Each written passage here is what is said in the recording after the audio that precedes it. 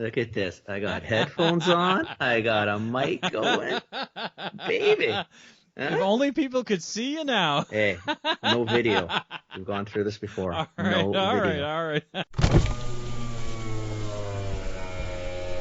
Welcome to This Commerce Life. This is a podcast aimed at small, medium entrepreneurs focused on commerce. I'm Phil, your host, and Kenny, your co-host, will join us as well. And we're going to talk to you about the world of retail and commerce and how things are changing in the world. Both lower of that. Just saying. Shaw, somebody at Shaw, help Kenny out for the love of God. Yeah, no shit, man. Jeez. Hey, give me a second here. I'm just collapsing a whole bunch of these spreadsheets. Yeah.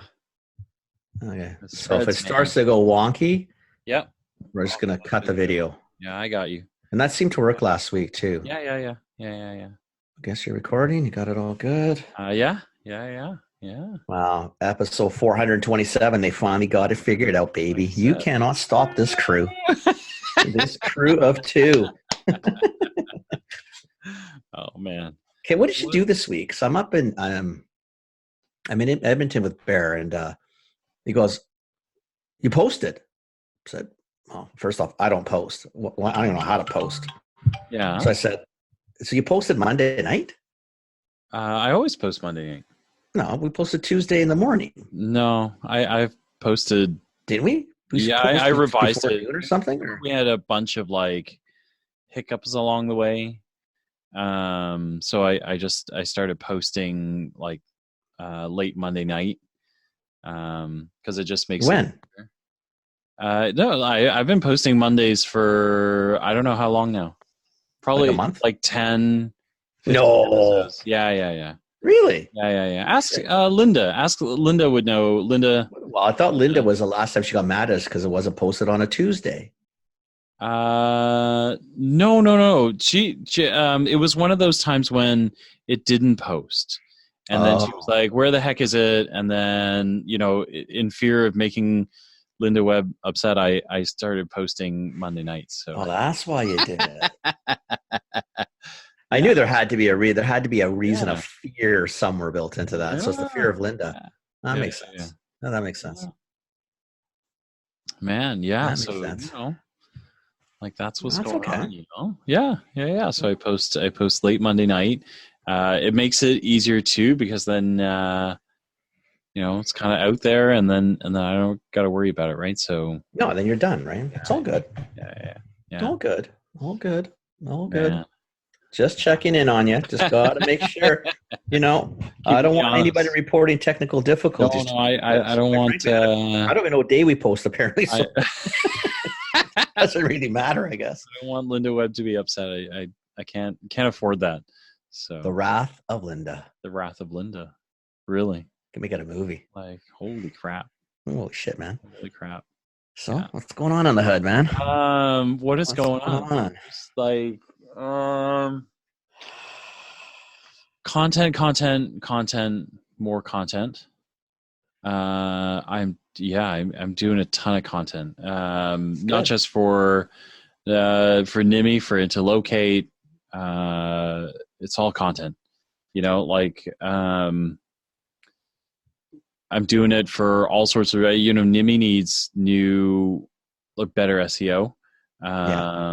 So we've got a lot of old crap out there, and the best way to do it, you can go out and try and erase all the bad things that are out there or the inaccurate things, but the easiest way is to just outrun them. And you do that by posting content. So we're going to post. So what are you on the webpage posting? Yeah, we're going to post. Just changing all your nice keywords and all that fun stuff and making sure it's all nice and clean. Yeah. So I've got if you're thinking about content, you start with really basics. You figure out the story you want to tell, how you want to tell it, find someone who can actually tell it in writing. And then you match it to keywords. You make sure that anything that you could say that should be a keyword is a keyword that's relevant to you, and then you post. And then I guess what I'm doing is I'm posting kind of big, thoughtful articles because we want to be a thought leader in the space. And then Shanae from Vive Social is our PR, and so she's going to we're going to take those pieces and then turn them into bylines, we call them.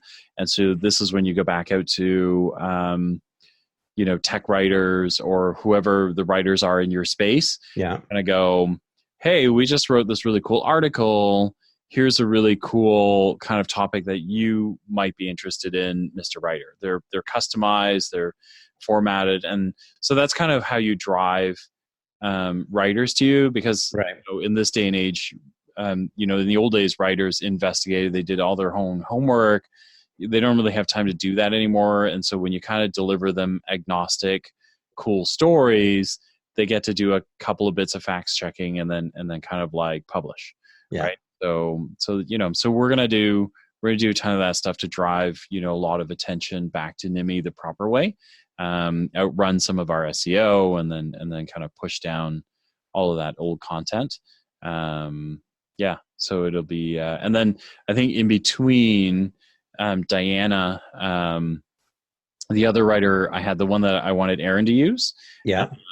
is going to write me more consumable pieces. Like, she doesn't understand pharmaceuticals the way my principal writer does. So she's gonna write like kind of side pieces that allow end users to understand what we do, Right. so that it's kind of like two levels of like high level, for the cerebral thinkers, and then for the doers, it's like, here's what you got to worry about. Here's what you want to think about. Right. So, yeah. So lots of stuff. It's good though. Just Tons of shit, man. But it's important, right? I mean, we've talked about this in the past. It was funny because I was in Edmonton all week. I just got home tonight about an hour ago. Oh yeah, you made it! Yay! Yeah. I got home around 7:10 by the time I finally got put our shit together. And one of the things we're looking at doing is updating, our online store's been just on autopilot, literally probably for 5 or 6 years. Right? Still does okay, but it's on autopilot. And so we're looking Edmonton. Yeah. For your friends in Edmonton, I didn't even know they had an online store. Yeah, they do. But it's literally on autopilot, right? Okay. So you start looking at it and you're thinking, and I don't know, I'm not you, right? I don't know that much about this stuff, but I do know. I said, one of the things we need to do is what we should do. I said, I don't want to spend a lot of money. I said, you know what? Make sure the analytics is set up. Let's get AdWords set up, all that kind of fun stuff. Yeah. Phil will kind of show us quickly, maybe on a phone call, 10 minutes, how to do some AdWords search. And I said, what we'll do, let's just start searching, but then let's start writing.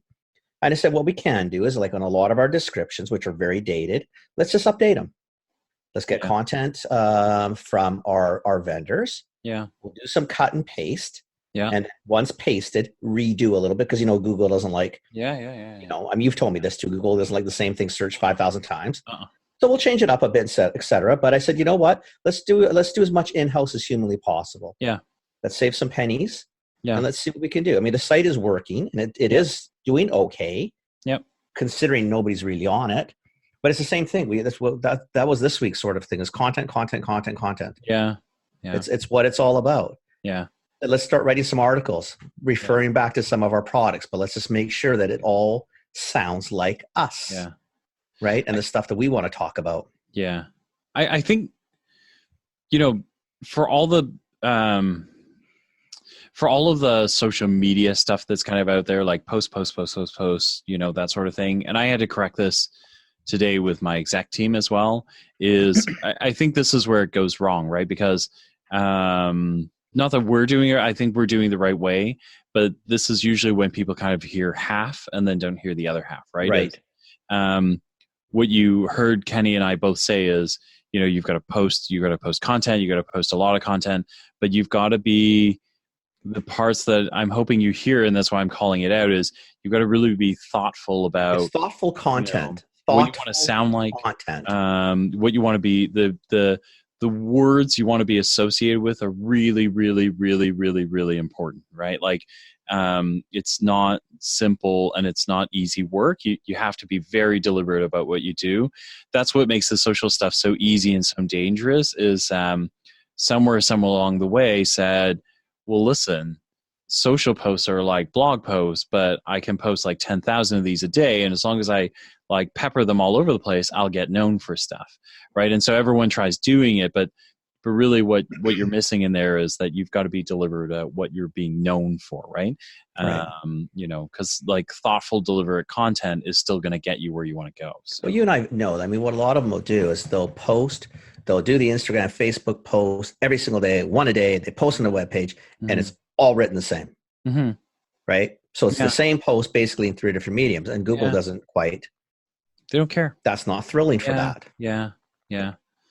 It's also, it doesn't care. Right. So you have to understand that your keywords are the critical part within all 3, but they should all be written a little differently. Same message, same tone, same thoughtful play, but just a little different. Yeah. Right. Yeah. But it has to be the same feel, and it has to be the same person. But you would never go to 10 people and say, "Hi, my name is Phil Chang. I work for Nimi. Hi, my name is..." I get it. I get who you are. But even the third person who's in line, you know what they stop doing? Yeah. They don't give a shit. Yeah. So pretend that's sort of what Google is. It doesn't give a shit if it's the same. "Hi, I'm Phil Chang. I work with Nimi. Hi, I'm a guy from Nimi. My name's Phil Chang. I do this stuff here." All about whatever you got to do. Like just, you still need Phil Chang, Phil Chang, Phil Chang, Phil Chang. Nimi. Yep. But on the same order. But yeah, and I think if you take that one step farther, for trying to make it simple, right? Yeah. Like for our listeners who, if you've been to a trade show and you're manning a booth, you don't say the same thing every time, right? Like you when you start, you have a rehearsed kind of phrase of like, "Hey, I'm Phil. I'm from Nimi. Here's what I do," right? But as you go, you learn to adapt it. So when people walk up, you make guesses about who they are, and then you start the conversation differently, right? Sometimes it's like, "Hey, nice shoes," right? And when you pick on something different, or "Hey, don't walk by. Don't think you're going to get away from me." Yeah, like anything to kind of attract it. Because then the neighbors are listening too, right? Yeah. And so that's, like that's what you're supposed to be doing on social media and then with content, but the key messages of what you're trying to push from your trade show booth are the same. You're just doing it just in a different way. But it's this, then I think that's what people need to understand. So, because it took me a long time. I think it took you explaining it to me probably about the 12th time. And then I just made it a Benucciism because I can understand a Changism. Right? I kind of Benucci-eyed it, and I finally said, okay, that's what I think he's trying to say is you're saying the same thing each time, just in a different way, but it's the same message. Yep. Yeah. Right. And I think pretend Google are all the people that are listening. If you talk to each one person, like individually in the same manner, and everybody around can sort of hear, by the time you're not relevant to the 5th person because they already know what you're going to say. They don't give a shit anymore. They just walk away. Pretend Google's like that person. Yeah. Now, if you change the story, the 5th person listening said, "Shit, man, the guy said sort of the same thing, I think, but he said it 4 different ways. Where's this going?" Yeah. And yet, message is going to be the same. It's still from Nimi. We're going to still talk about Nimi products or whatever it is. Yeah. But Phil's a little dynamic, and there's a little bit of, each person is a different person. So I talk to Phil differently than I would talk to Kathy or Amelia or Kenny or whatever. Yeah. Yeah. You just go through and say, okay, but same message. Yeah. Right. And same keywords, key points, whatever you want to call them. Trying to make it easier for people to understand, right? Yeah, it takes me a million years to understand what the hell you tell me most of the time. So I've got to go through as well. Yeah. So I just think I thought it was important. Nobody understands Phil. I don't understand Phil. I don't know what Phil does. I have no freaking clue what he's talking about. Who said that?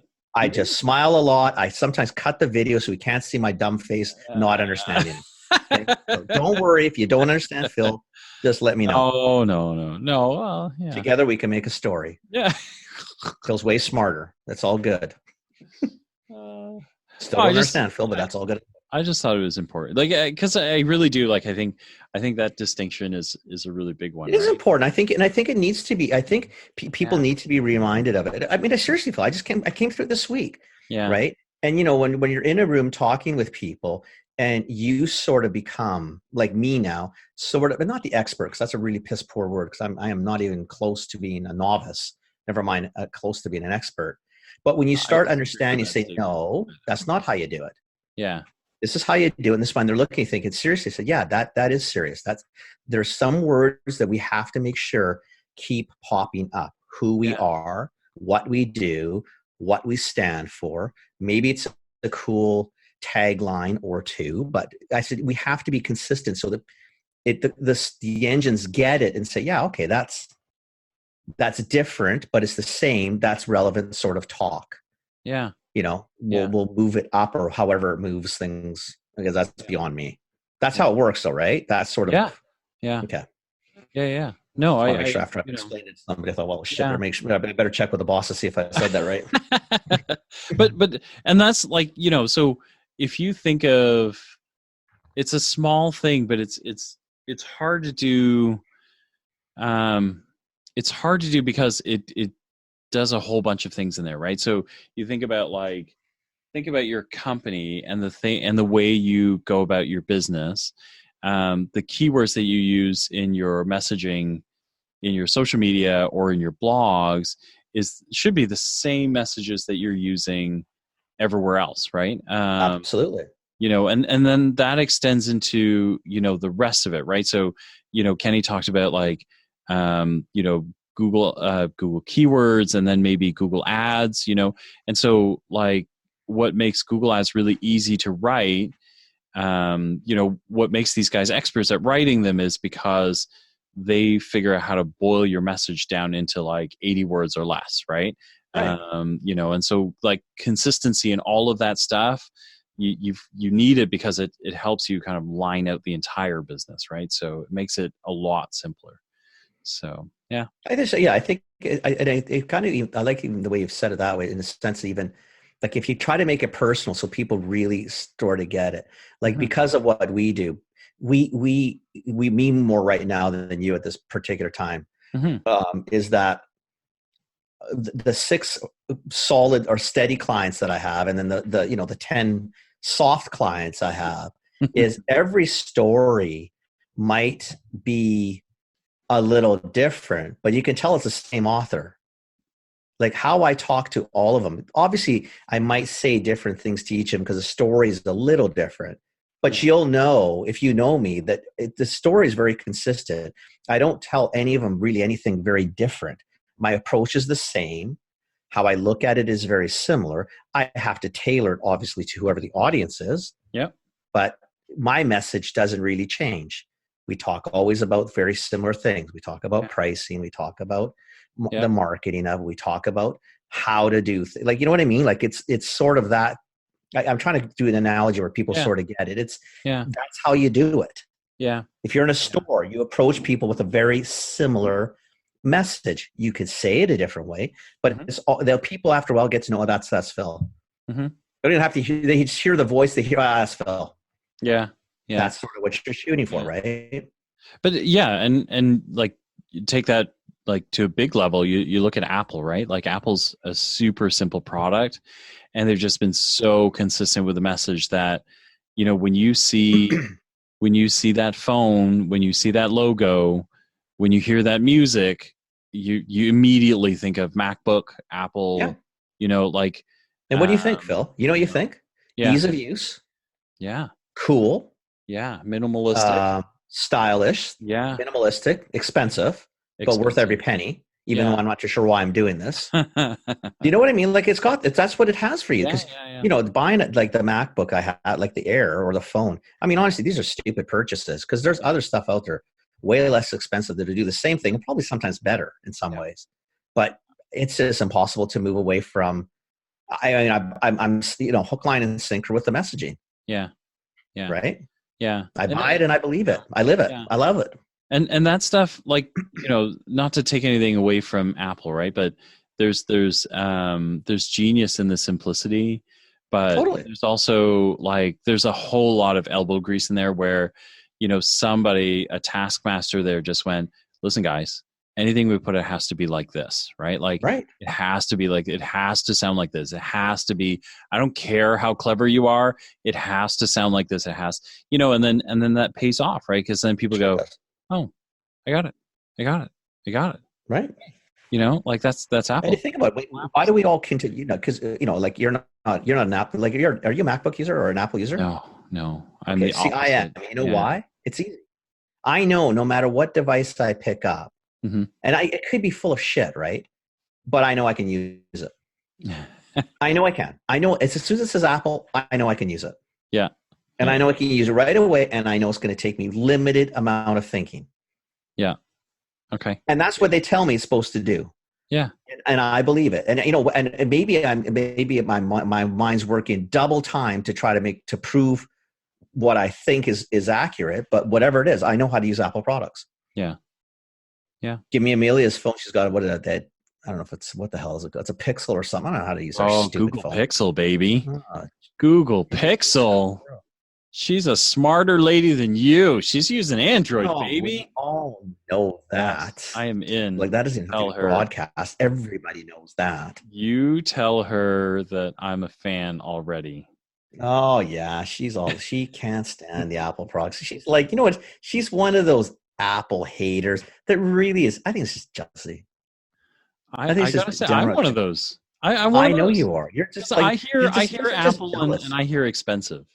Oh, you guys are just jealous. You guys just, you know what? You're trying to be anti something. Like, I mean, really, snap out of it. Like, come on. No. Let's grow up a little bit, okay, guys? Recognize trendsetters when they're here. Oh, wow. Like, that's just what it is, right? We're just ahead of the game. Like, I used to be a huge Apple fan, right? But, like family of five, like, what are you trying to bankrupt me? Like, I might as well buy like, like natural, what is that? Like, so you don't even know what you're talking about. You're stumbling away because you're a typical Apple hater. Like you guys bob and weave trying to find a reason to hate Apple. You guys are all full of shit. No. Oh yeah, totally. Absolutely. Totally. No. Totally full of poo-poo. Ugh. Poo-poo. Ugh. I say. Poo-poo. That's exactly what I say. That's Apple and Samsung or Android. I love my Apple products, except lately I hate my phone, but that's a different story. Yeah. Oh man. And that's kind of my way too. Is that, and then it was all about. Do you remember? Do you remember the formula you used to use to not justify, because that's what buyers and category managers do, and actually marketing does. Do you remember what metrics you sort of use to judge whether an ad or a flyer or something was successful outside of just straight sales? Like, what metrics did you guys use? I mean, I know you looked at an ROI and you wanted it probably to be at least a 3-to-1, 4-to-1. Yeah. Like spend to purchase or whatever. Like, are you thinking from the vendor side, or are you thinking from the buyer side, or? No, because remember I've been at retail. I've been at retail this week, and I finally, when you go through a meeting and you chime in and say, guys, I came from this world. I understand what box justification is. Yeah. But remember, the whole purpose of this vehicle is to do what? This applies to any small time, store who runs a flyer or specials. Like, what's success? It has to be, I think the only thing that I've ever found that really makes a ton of sense here, or some sense here, is like true incremental sales. So like the 3-to-1, like, so, when what Kenny's talking about is obviously like a flyer or a circular. And then there's kind of like a lot of math that gets done on both sides, the retailer and the brand side, to figure out, like, is it worth it for me to invest, $5,000 in a little square and a picture, and, like the easy math is, well, normally I ship, London Drugs 100 cases, and then I ship 300 cases, for this ad. So I got a 3-time lift. I'm very excited. I think for us, it was incremental sales. So it wasn't, what did I load into you, that kind of like trickled out of your store, but truly, what did I sell through, is kind of the only metric, I think. Because it's like, with flyers, it's not like online stuff where you can judge the number of clicks and conversions, right? So you don't get any of that stuff. Well, you can't judge that because you don't know. Everybody could have thrown the flyer in the garbage for all you know. Like, So I mean, on online, I know that someone has seen it. I actually know that. Yeah.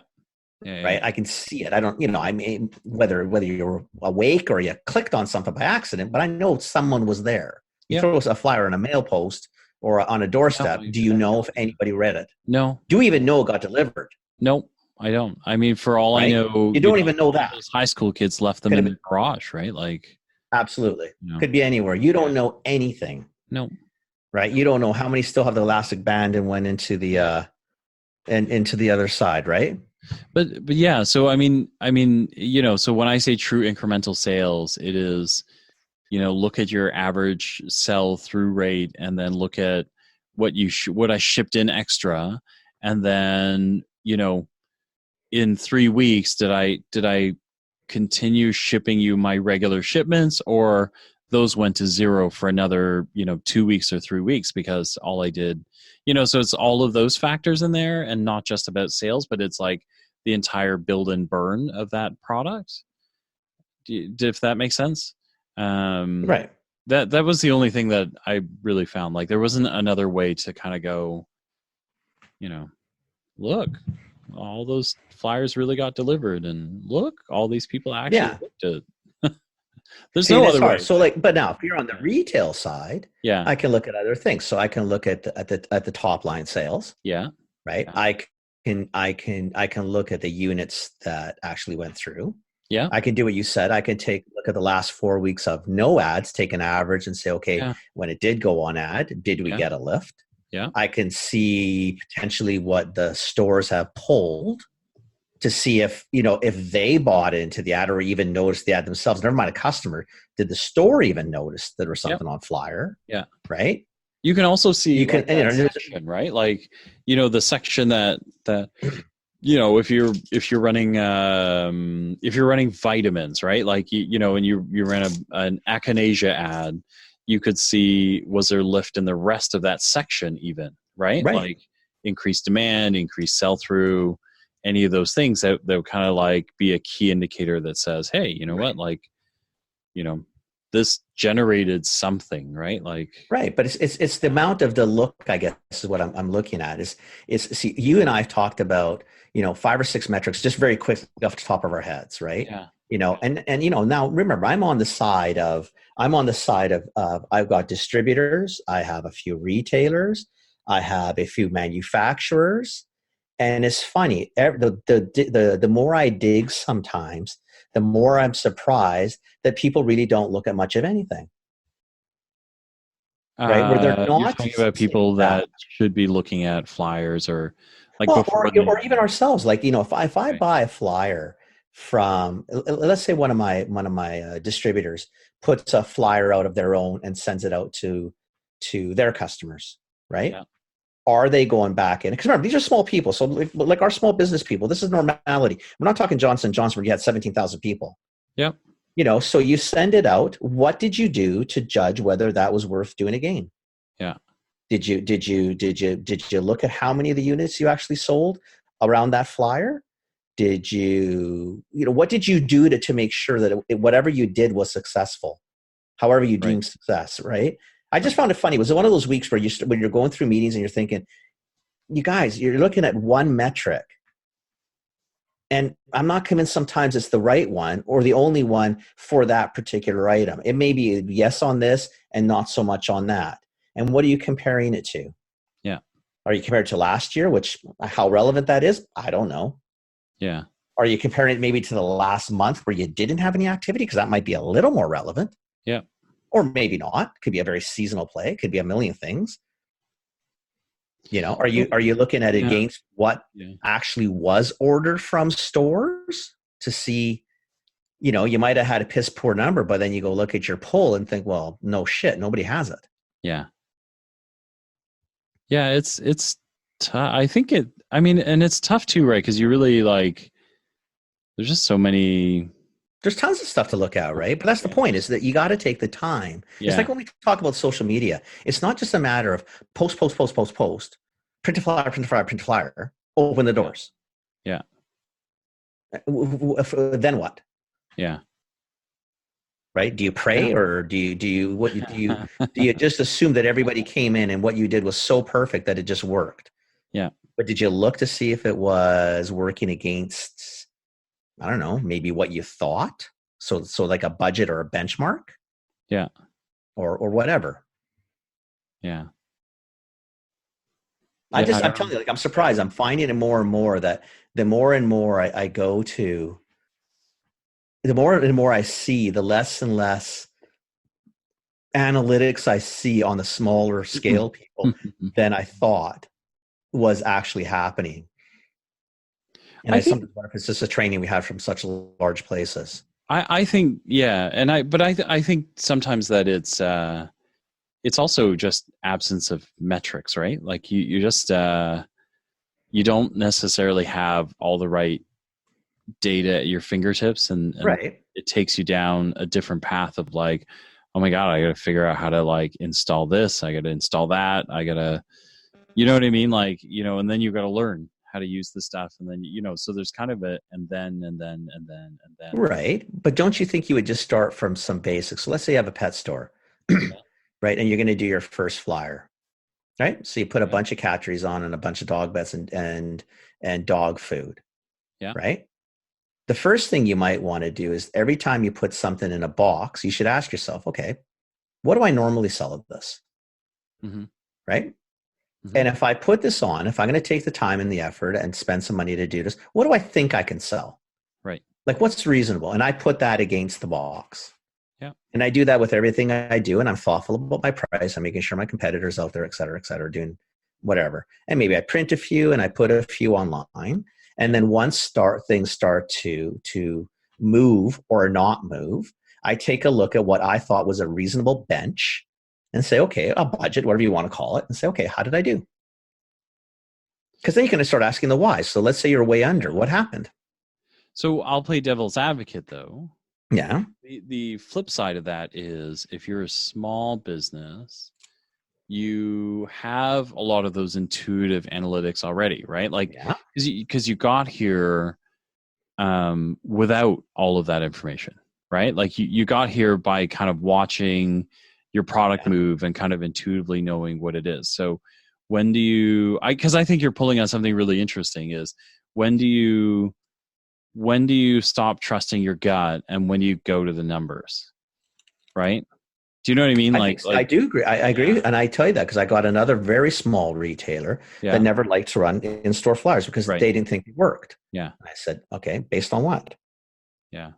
My gut says, on what you feel, which and feelings count. Yeah. But really, they don't count for a ton. So I said, what happens if you do let's say we just put some signs up. Yeah. And I said, but don't get excited because now you're looking and say, oh, 3 bottles sold. Yeah. Yeah, that was successful. Because my first question would be, what'd you sell last week? When there was no sign. Yeah. Oh, 6. So was that successful or was there something else in play? Or if you said, I've sold 1 a week for the last 10 weeks, I put the sign up, I sold 4. Yeah. Okay, well now you might be able to conclude that, okay, maybe that did work. Yeah. So I lay off for a couple of weeks. Let me try it again. Let's see what happens. I think this time I'm going to change it up. I'm going to move it around, maybe a little bit bigger sign. I wonder if I can do 6. Yeah. Yeah. Because I'm even finding, like, I find it's amazing that, like, most, and trust me, these retailers are doing okay, all the guys I deal with, but nobody's really looking, even my other side, the vendor side, because they're small, they're not J&J, London Drugs. They're not necessarily doing the benching that I think I anticipated them or would hope that they would do. Yeah. Yeah. Yeah. I Does that make sense? You know what I'm trying to say, though? Yeah, like, I don't want to make totally this more complicated, but I'm trying to. I was all week. I thought, I'm going to bug Phil because I'm trying to figure out, like, if it's just me that's not. No, I think you're right. Like, I think it's. Have I gone too complicated on it? No, I don't think so. I think kind of used to seeing that too. Used to seeing folks that even like, so some of the brands I was working with before, they have Shopify, they use Shopify for everything, and so they've got the data, they're just not used to checking it, right? And so I remember getting into the discussion where we were talking about how to drive, some incremental sales, and someone was like, oh, let's just, start throwing some things together and we'll do a 30% off sale. And, the first question for me was, well, is 30 the right number? Yeah. Why'd you get 30? And they're like, 10 have done it, or is in this market 50? Yeah. And so maybe that's a nothing, Phil. Maybe it's a gift with purchase. Yeah. And so I didn't know, but they were like, oh no, well, like, cause 30 is good. And I'm like, no, 30 means nothing to me. Like, I don't, because like in cosmetics, like 30% means nothing. But if you say % off is regular price, but at $5 off, someone's going to buy it, right? They're probably going to buy a whole bunch of them.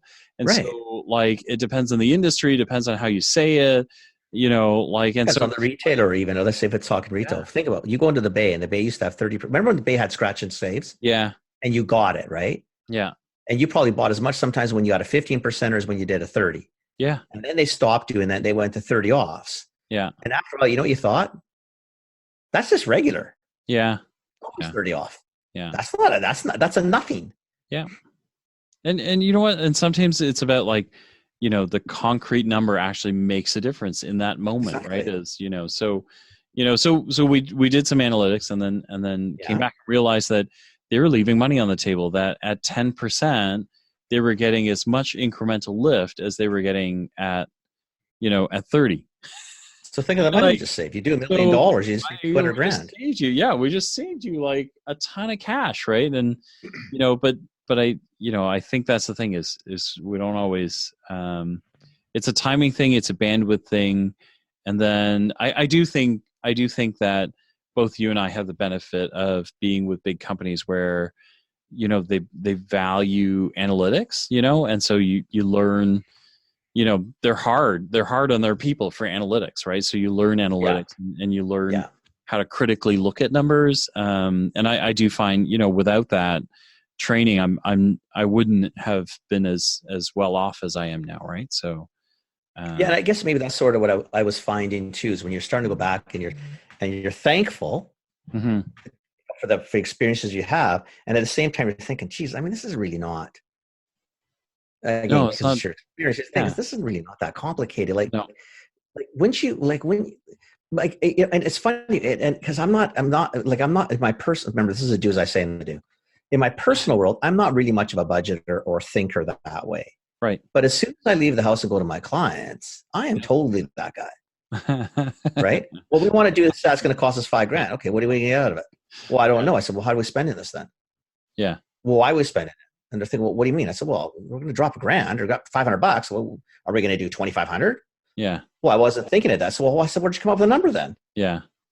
Why did you say 10 million? Yeah. Same. Yeah. I mean, if you're going to pick a number out of your ass, let's go big or go home. Oh, shit, man. $1,000. Fuck the 1,000. Let's go 10 grand, 50 grand. Yeah. You're so confident because apparently there's a number somewhere in your head. Let's go big. Well, we can't do that. I said, well, no shit. Yeah. Because you don't know the number. I don't know the number. Nobody knows the number. I know. Exactly. It's such a funny. Yeah, but I think it's those things. I do think it's worthwhile though. You gotta stop and look for whatever you can find that helps you. You can't be paralyzed by it either though. Like you can't. No, you can't get into I don't have a number, so I don't know what to do.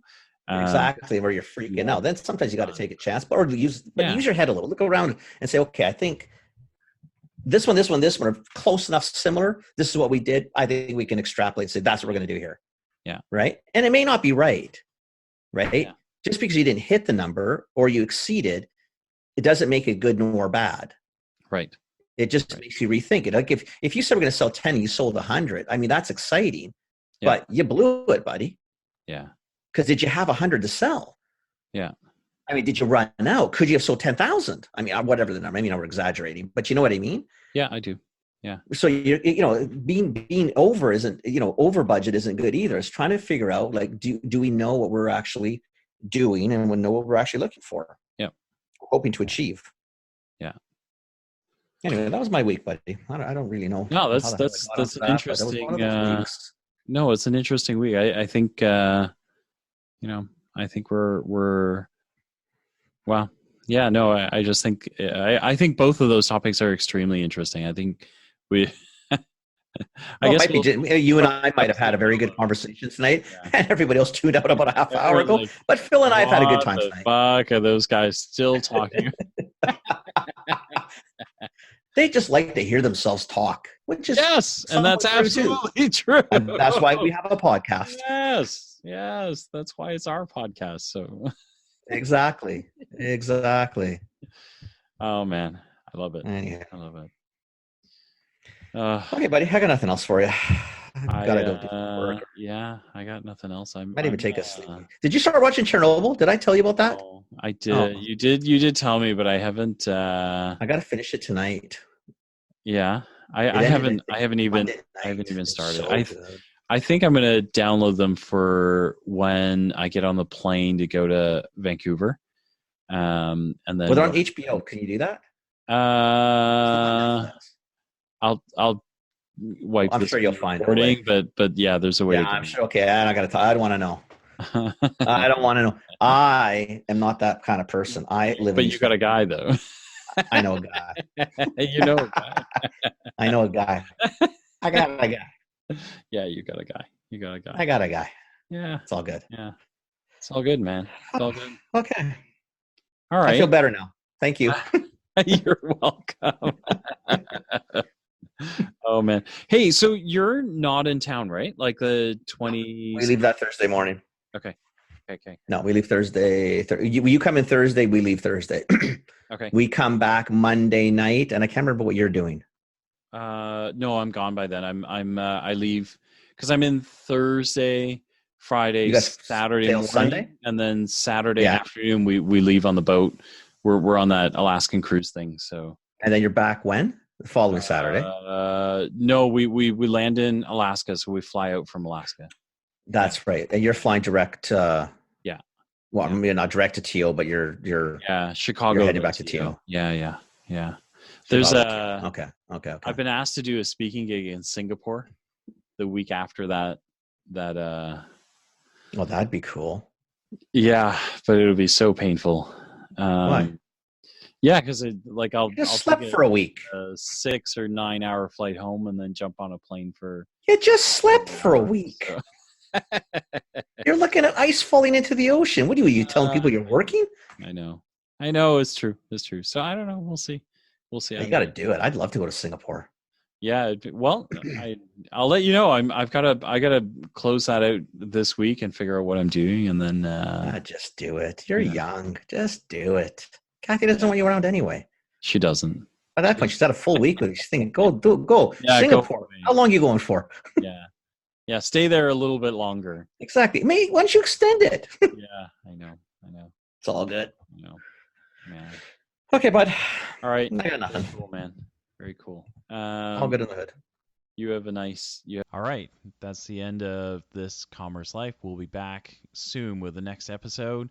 Thank you for joining us. We hope you enjoyed it. Give us feedback. Tell us what you think. Subscribe, like us, join us, share us, tell your friends about us. And we hope to see you next time with more commerce news.